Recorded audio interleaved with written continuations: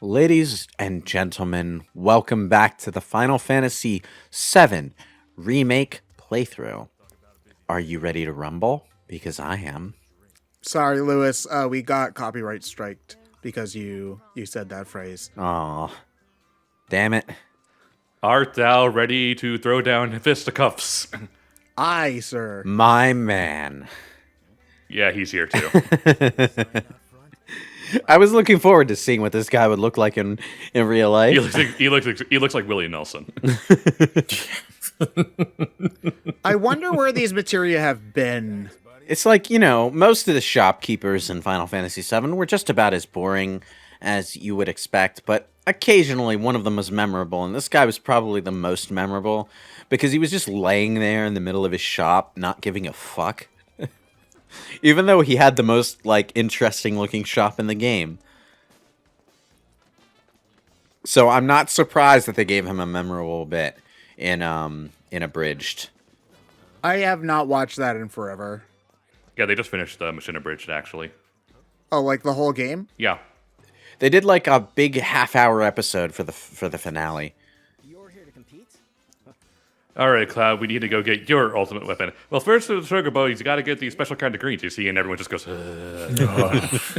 Now that actually makes me wonder, how in depth do you think the Chocobo minigame will be when they get to part 2 6 years from now? It'll at least be as in-depth as it was in the original game. Well, I mean, the chocobo breeding stuff ultimately wasn't that complicated. It was just a matter of, god dang it, figuring it out. But, once you have an idea of how it works, it's not hard to breed chocobos up through the colors, and there you go. It's just the process of figuring it out takes up I most wish of your there time was if you're more. doing it My blind. only complaint with chocobo breeding and racing in general is that I wish there was more to the end goal than just getting a gold chocobo to get like Knights of the Round and all the other special materia. Because after I get Knights of the Round and all that, I don't touch chocobo stuff ever again. Yeah. Well, I think that might just be a personal thing, because there are the people who like to do this, that kind of stuff just to do it. yeah. You know, Also, I yeah. love these guys. Well, I mean, they kind of addressed that in Final Fantasy IX. Oh, yes, Scotch and Koch. These two grunts who are fairly memorable because they had unique designs and were associated with the Don Corneo stuff. They got so much more screen time. And I'm not surprised they did, because that's the running theme with this game, but they are so good in this game.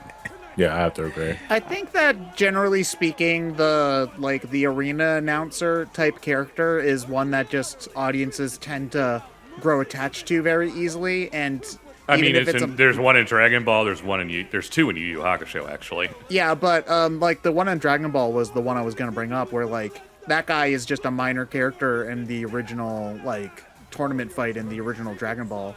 But he's a fun announcer if you can get the voice and the writing right. And so they bring him back for every single tournament they do for the rest of the series. And it's like, does this guy age at all or what? No, he does. Oh, okay. Anyway, so He's noticeably older by the time we get to the Boo Saga. So, the majority of the wall market sequence at this point in the game is entirely non-combat, but I guess they realized that that would mess with the pacing of the game if they didn't put a big combat sequence in the middle of it somewhere. So, we now have Don Corneo's Underground Arena, a location that did not exist at all in the original game, but I am so glad it does now, because Yep. this whole sequence is fun. It is just Yeah, pure I fun. was reminded. I love it because I love the Coliseum sequence in Thousand Year Door. Oh, yeah. And that was what I was I've been reminded replaying of. that game slowly, and yeah. I mean, the Skeevy fighting ring is... it fits in with the kind of red light atmosphere they're going for, you know. Well, yeah. Where at the lowest end, where if you want it to be the most skeevy it could possibly be, you can have dogfights or something like that if you really want it to come across as uncouth. But also the unofficial boxing but no rules and stuff like that kind of is a lower, a little bit more endearing than that, and that's kind of where a lot of these things kind of land on. I'm pretty sure there was a sequence kind of like this in one of the Yakuza games. Which one it was, I don't remember. But it involves Majima in a construction helmet, I think.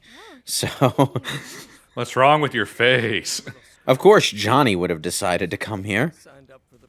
Because he's just such a smart guy. Why don't you just get a potion from the vending machine, and then you'll be fine? Amount of money. I got the $3,000 masturbation course. Yeah, why don't you just take a nap on the bench, and then you're fine? Anyway, after each round in here, you can come to the same room, and whoever you just beat will be sitting right where Johnny is, and you can talk including the robots. Including the robots, yes. I'm not sure. Which is a great attention to detail and a really fun gag. I'm not really sure how they got the robot wreckage through the door in the first place, but you know what? I'll take it. We got to put it somewhere for now, because the next match is starting. Pivot. Anyway, yeah, so... What the hell's up with that guy's necklace? It's like, try not to get yourself killed. Johnny's alive. I think I'll be okay. So, of course, these guys look like they're ready to sell me a used car. they kind of. Well, they also look like they're about to be the host for an American MXC knockoff. This is Cloud Baba Ganoush hailing from Nibelheim. Isn't that right? Isn't that right, Coach? Oh, your last name is Baba Ganoush? Said Aerith. One of the things I kind of liked about Don Corneo's mansion in the original game was that it was inexplicably the most like Asian-themed location in the entirety of Midgar.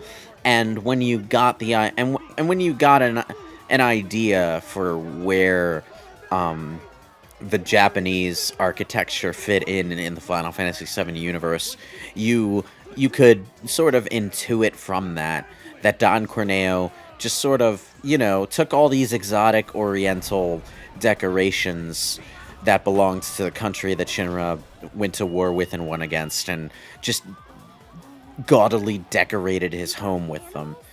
Well, that's a thing that happens in real life. Yeah. Too, so Well, it makes sense. I mean, I almost take that more as a Kingpin thing because he does that in Marvel.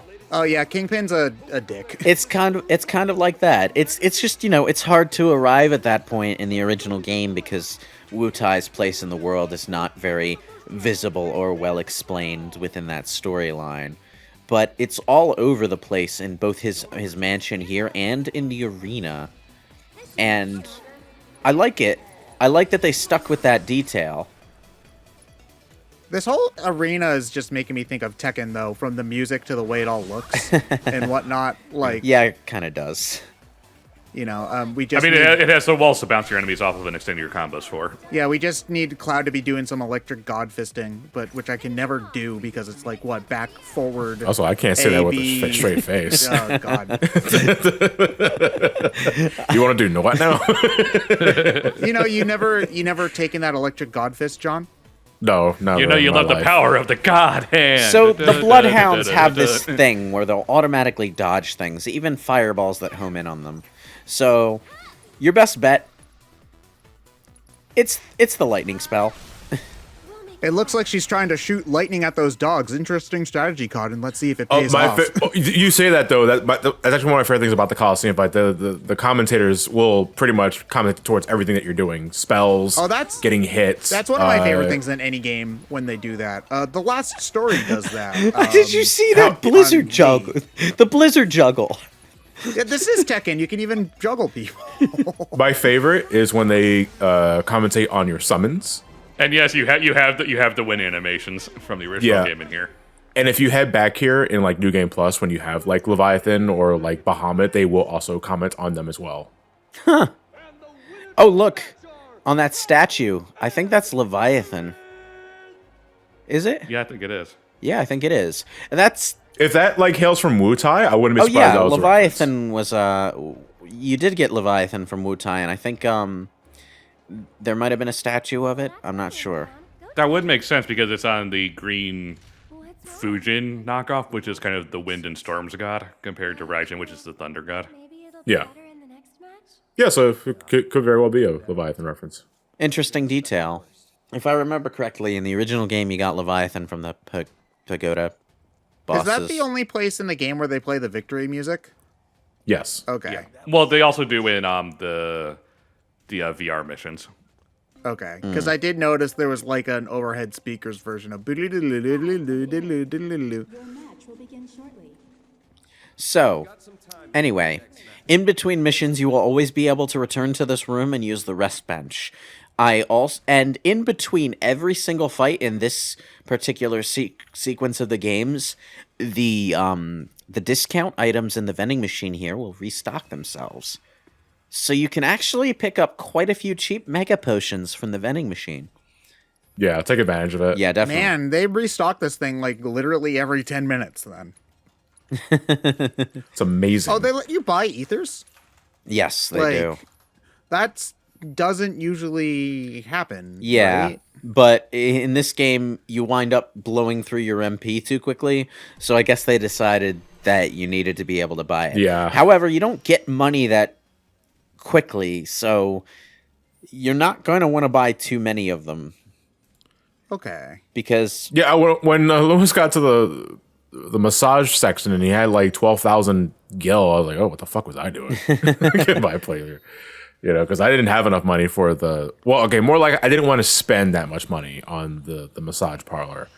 So I did the cheap shit. But it's also because you don't get gil as often as you would in like OG7. Yeah. What are you expected to buy often that takes up a lot of your money? Then? Not much, honestly. Not much. to It be honest. doesn't look like there's armor to buy at all, and there's. I mean, there's accessories and stuff. It's one of those.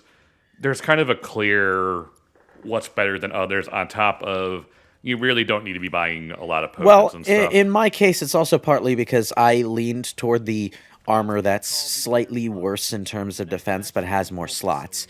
So for these two characters in particular, I already have good armor that's going to last me a little while. I'm going to be taking a bit more damage, but I make up for that by having additional materia equipped, and that's good. But this is my second playthrough of the game, so I also have a better idea of what to buy and when.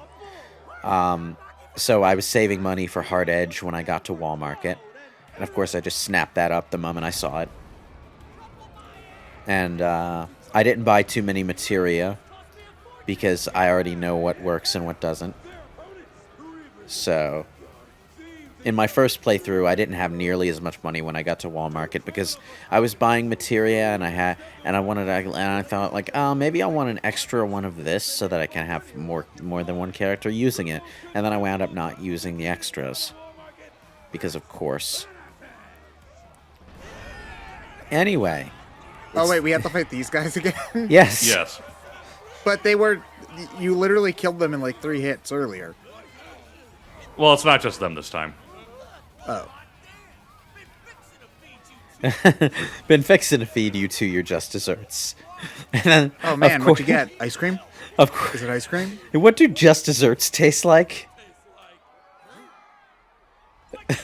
See, folks, even the delinquent thieves are wearing masks. So what's your excuse?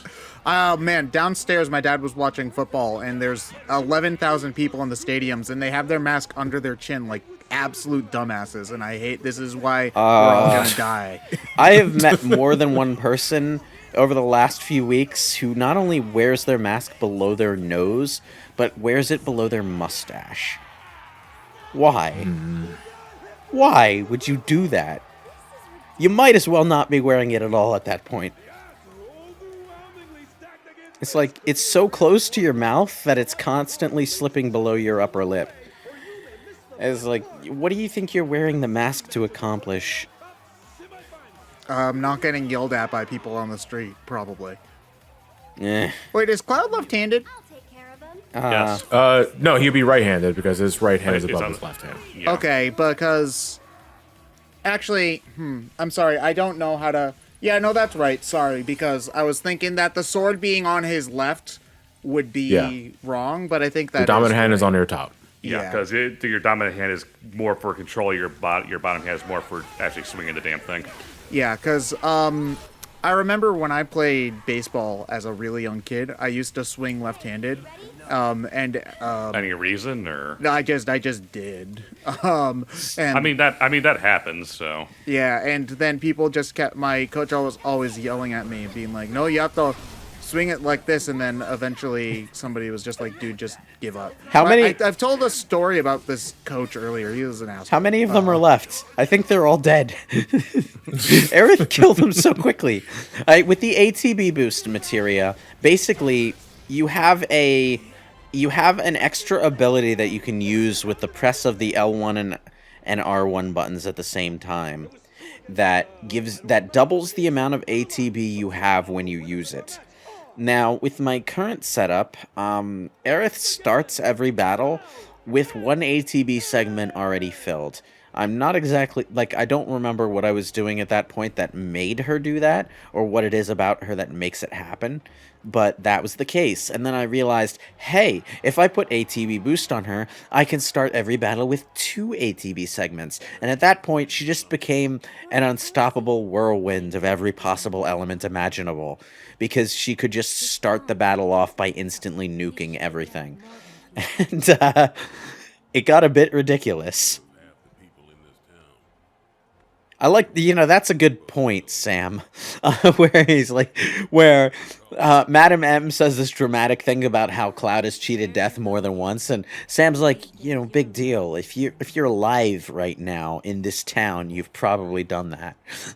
So, what's your point? So are they flirting, or do they actually hate each other? I think they're a thing. It's more implied that they had a thing and had a messy breakup. Yeah. Yeah. Meanwhile, Andrea Rodea here is just being mysterious with the camera never pointing at his face directly. And I like how they play this up like he's this mysterious third member of the trio, and it just turns out he runs the goddamn Honeybee Inn and is really fabulous. And that's all there is to him, really. So, yeah. Was that a Chocobo doll on the desk? Oh, the flowers. Oh, yeah. flowers, As you win okay. matches, your fans send you various gifts until by the end of this whole sequence, the entire outside of your waiting room is just covered in flowers. So that was actually one of my favorite things in, you were talking about the 1,000-Year Door Coliseum, is that at one point somebody sends you a cake and you can eat it and get a full refill on star power, which you don't normally get in the in Chapter 3. But then later on, the champion sends you a poison cake, and if you eat it, you can't use your partner for that fight. And if you don't eat it, then if you don't eat it, the Koopa, I think, you find him paralyzed on the ground. Yeah, and he's just like, oh my god, why? Oh man. Yeah, you see there's flower wreaths set up all by the wall over there. I was wondering where they had the time to get headshots for Cloud and Aerith, because they were on the big screen. They've been in this place for all of 15 minutes. They just straight up use the characters' promo renders. This mean I don't gossip like dead no more? In this section, you start out being laughed at because you're this random dude with a sword and some girl in a dress walking into this big ass arena where there are giant robots and beast tamers and Hell House just dominating. But by the end of it, the crowds are going wild for you. I really liked that there was somebody in the crowd in the beginning of the second fight who was really mad that you screwed up his bet. Because that probably does happen, where it's just oh, this random nobody came in and ruined my what was probably safe 5-1 odd bet or whatever. Yeah, I I like the gatekeeper, by the way, how he's just he's really into it, and by the end of it is I don't even care about my bet anymore. I just want to see you guys win. I like this guy. This guy is cool. Now, this is supposed to be the final match, but of course, in true RPG fashion, it's not going to be. One more, boss. Now, this fight is different depending on what route you are in. If you're in the Chocobo Sam route, you fight 2 atomic sweepers. Yeah, Bitey and Sweetie. Yeah, Bitey. I forgot the one was called Bitey. If you're in the Madam M route, I think they're 2 bombs. What determines your route?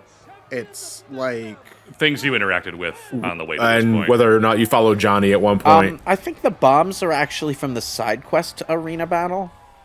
Yes. So- I forget what Madam M's boss what is. route are you on right now? We're in the same route.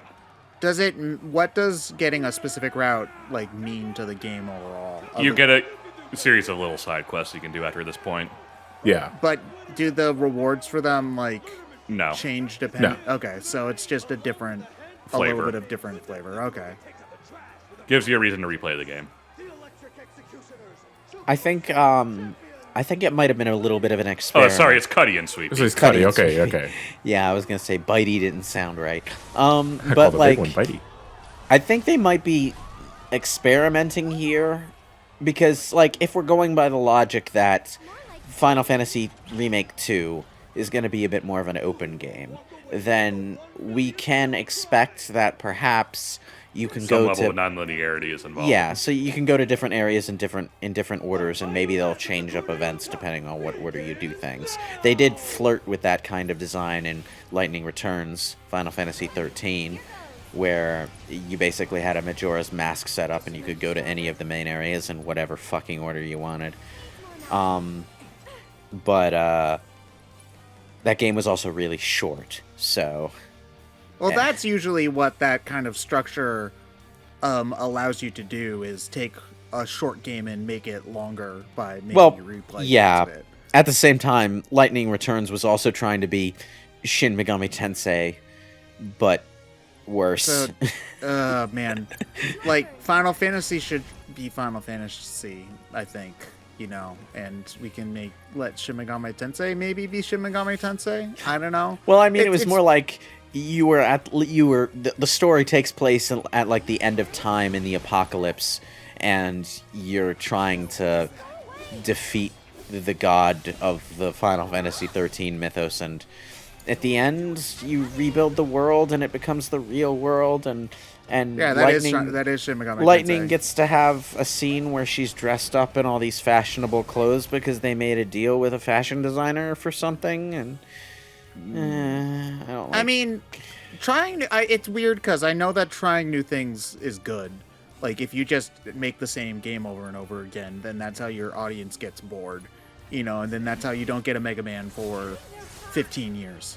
And then they make Mega Man 11 and then also don't make another Mega Man game for 5 years after that, But still, at the same time, I feel like you shouldn't go to the point where it's not recognizable as the same franchise anymore. It's weird. I'm not sure. Lightning Returns is an odd case because when Final Fantasy 13 was first conceived, they had this whole big mythology connected.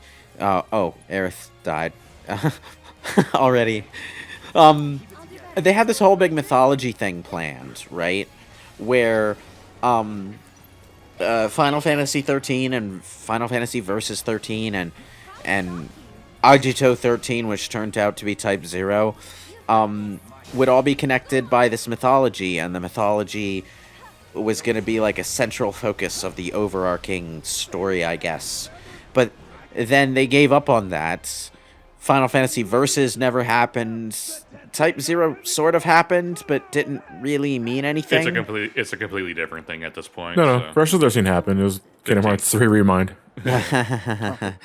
And then, they had this mythology and they wanted to do something with it, but now they only had the Final Fantasy 13 universe on its own to continue that story with. So they did 13-2, and then they did Lightning Returns to try and salvage something from their plan, I suppose. And that's how we got Bonavelza and his ingenious plan to...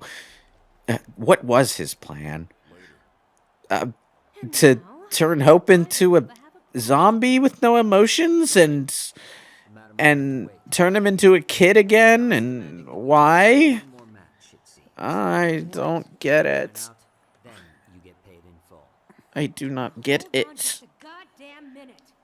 It's just like, the entire Final Fantasy 13 trilogy ends up feeling like it was made up as it went along because It probably was. it was like they had a plan originally and this was not their plan. Sorry to be the bearer of bad news, One more fight.